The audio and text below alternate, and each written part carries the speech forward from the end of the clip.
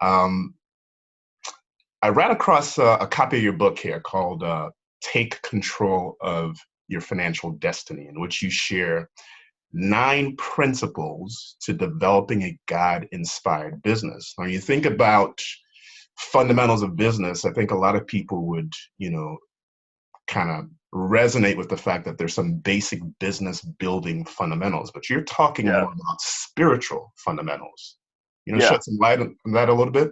yeah. So in that particular book, it's really broken like half and half, right? It starts off with some basic spiritual fundamentals, and then it kind of shifts over into some basic business principles with spiritual underpinnings, right?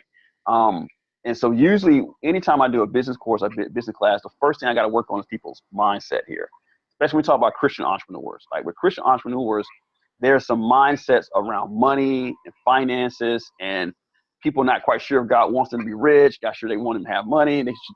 They're kind of not sure they should sell stuff, they should give it away. So there's some spiritual principles and mindset you kind of got to break through first before you can kind of even see some of the business principles, right? And Yeah. once you kind of break through those spiritual mindsets, then it kind of, it opens you up for stuff like marketing, right? And you realize marketing is really just persuasion.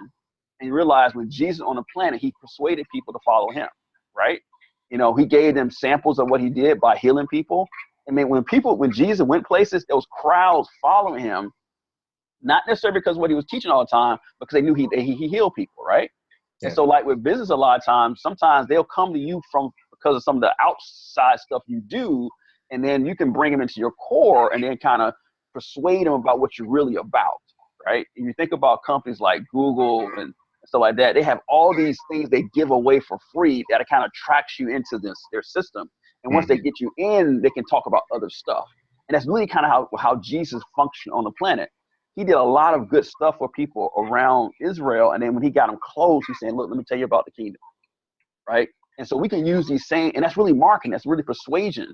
But, sometimes from a secular standpoint, we see persuasion as manipulation, but we see it as really, no, you're attracting them into your world, and then you want to persuade them about your point of view.